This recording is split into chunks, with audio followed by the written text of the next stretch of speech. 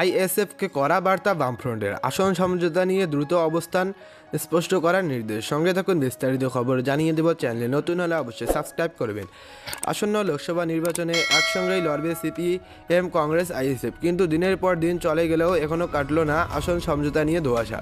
এবার নওশাদ সিদ্দিকীর দলকে চাপে রাখতে কড়া বার্তা দিল বামফ্রন্ট। শুক্রবারের মধ্যে আসন সমঝোতা নিয়ে আইএসএফকে নিজেদের অবস্থান স্পষ্ট করার নির্দেশ দিল আলিমুদ্দিন। বৃহস্পতিবার আলিমুদ্দিনে একটি বৈঠকে বসেন বামেরা।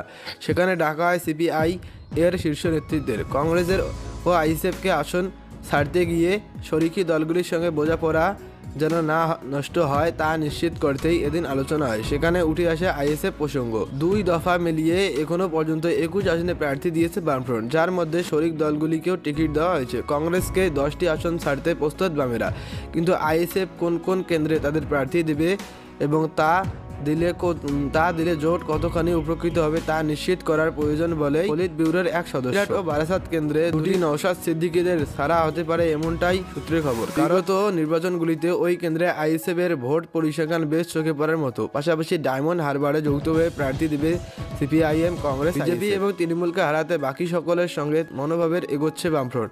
কিন্তু আসন সমঝোতা নিশ্চিত না মুখ ভার করে থাকতে পারে। বারাসাত কেন্দ্রে যেমন ফরওয়ার্ড ব্লক দীর্ঘদিন ধরে সংগঠন চালিয়ে আসে, ঠিক সেই রকমই পুরুলিয়া। সেখানে আবার কংগ্রেসের নিজেদের প্রার্থী দিতে চায়। শুক্রবারের মধ্যে আসন সমঝোতার বিষয়টি চূড়ান্ত হয়ে যাবে বলে মনে করছেন বামফ্রন্ট।